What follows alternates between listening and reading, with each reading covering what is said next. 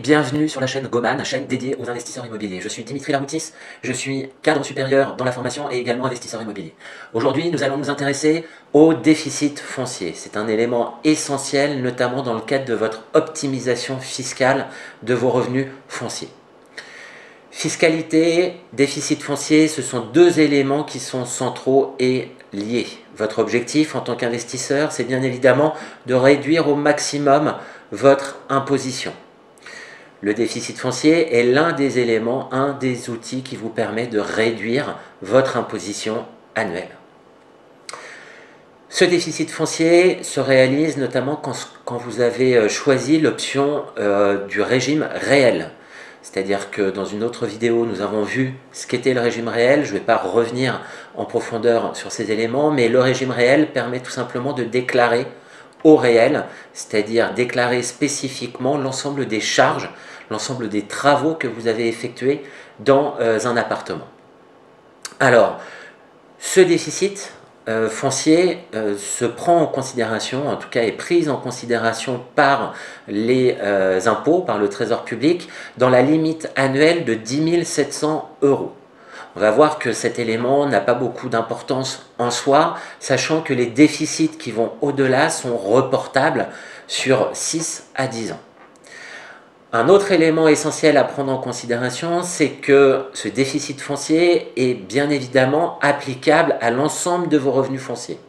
C'est-à-dire que si vous avez plusieurs appartements et que vous générez un déficit sur un des appartements, le dernier que vous avez acheté par exemple, sur lequel vous avez réalisé beaucoup de travaux, eh bien ce déficit affecté, entre guillemets, ou en tout cas orienté sur ce bien immobilier, sera affecté également aux autres revenus fonciers de vos autres biens. Alors, comme je l'ai dit, ce déficit foncier est reportable sur l'ensemble de vos revenus fonciers. Prenons un exemple concret. Vous avez acheté un appartement. Vos loyers annuels sont, toutes charges comprises, de l'ordre de 10 000 €.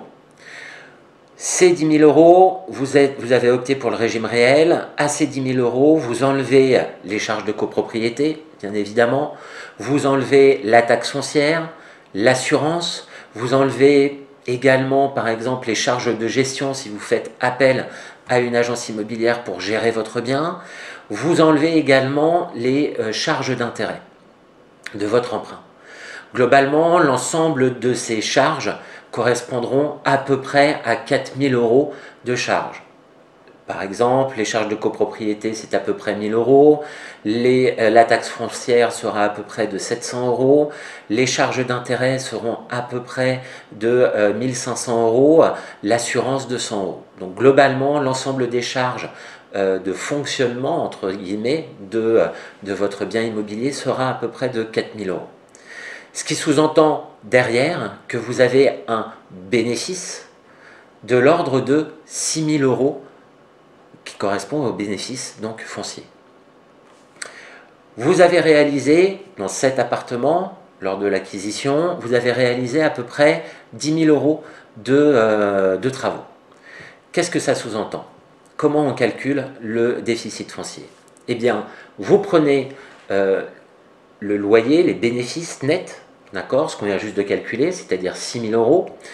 À ces 6 000 €, vous enlevez eh bien, toutes les charges, tous les travaux que vous avez effectués, c'est-à-dire 10 000 €, ce qui conduit à la fin de l'année à révéler, à déclarer un déficit foncier de l'ordre de 4 000 €.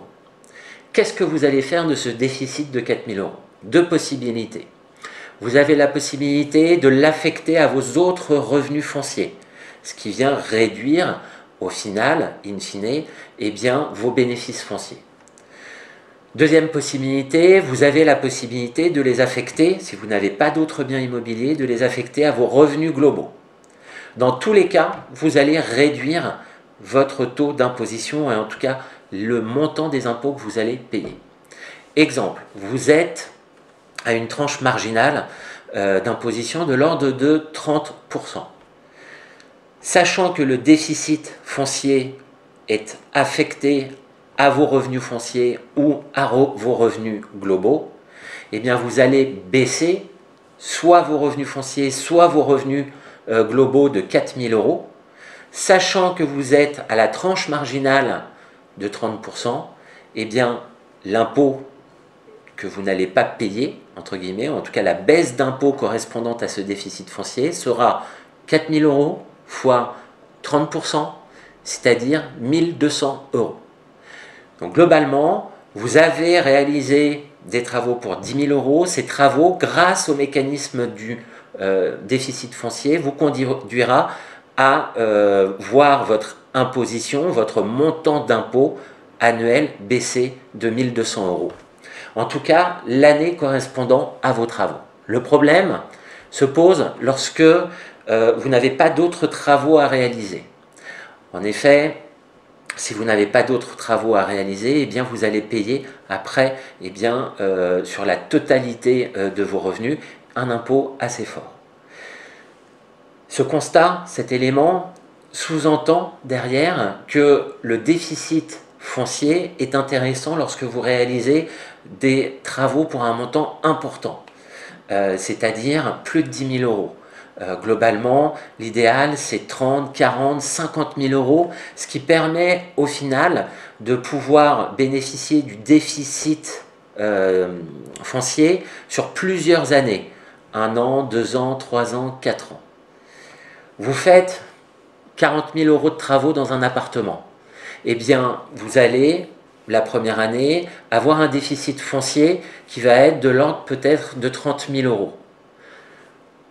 Le déficit foncier est pris en considération uniquement à hauteur de 10 700 euros. Vous allez pouvoir bénéficier donc du déficit foncier la première année à hauteur de 10 700 euros, la deuxième année à hauteur de 10 700 euros et la troisième année à hauteur de 9 000 euros environ. Donc vous voyez, l'intérêt, c'est de pouvoir bénéficier du déficit foncier sur plusieurs années et notamment d'opter pour le régime réel par rapport à votre bien acquis lorsque vous faites des travaux importants. Donc voilà, nous arrivons à la fin de cette vidéo. J'espère que je vous ai éclairé tout simplement sur la notion de déficit foncier. Si vous avez apprécié cette vidéo, n'hésitez pas à la partager, à liker cette vidéo. Et je vous dis à très bientôt pour d'autres vidéos et d'autres conseils dans l'investissement immobilier. A très bientôt et bonne journée.